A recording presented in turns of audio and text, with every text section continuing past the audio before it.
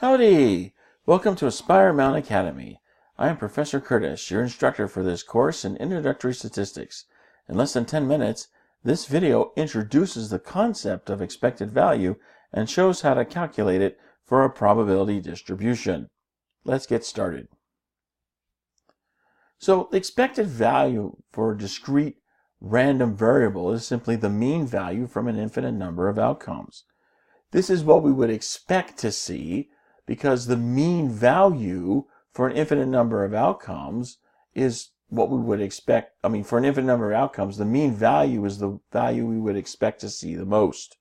And so it's the value that has the highest probability of being seen. It's what we would expect to see, hence the name expected value.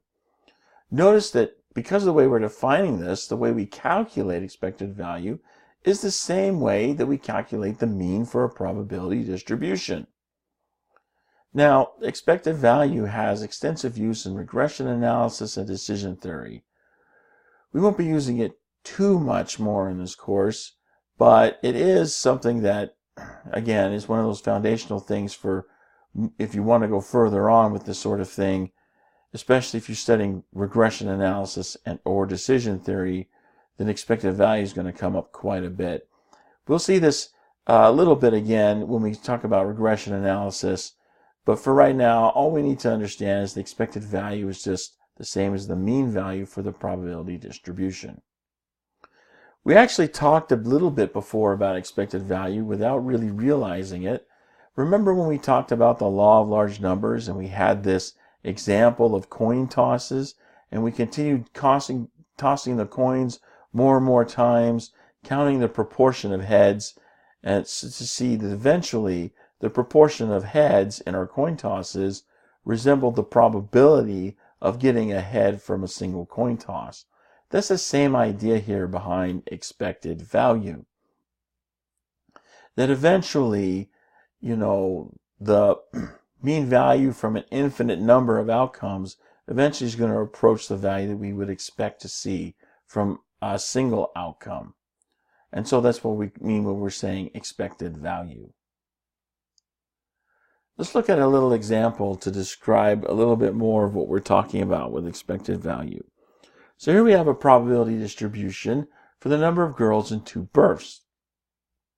And you can see that this is a probability distribution because all of the probabilities are numbers between 0 and 1 inclusive. They add up together to be 1 exactly, and each random variable has a probability value associated with it. So this is a probability distribution. We're asked to find the expected value, the variance, and the standard deviation for this distribution. So the expected value we get just by calculating the same way we would the mean of the probability distribution. And so the mean of the probability distribution is just going to be each random variable multiplied by its respective probability, and then we take all those products and add them together. So if we put another column here in our table, we can calculate that out pretty easily. So 0 times 0.25 is 0, 1 times 0.5 is 0.5, 2 times 0.25 is 0.5, add those 3 numbers together and you get 1. So 1 then becomes our expected value. This is the mean of the probability distribution, and it's the same thing as the expected value. The variance, which is going to be the square of the standard deviation, is calculated using this expression here. And so we can add in another column to our table here and calculate that out pretty easily. Remember that this mu value here is the mean for your probability distribution. It's going to be the same as your expected value. So again, we can use this to calculate each of these values here that you see for each of the rows. So for the first one, our x value is 0. So 0 minus 1 is -1. -1 squared is going to be 1. 1 times 0.25 is 0.25.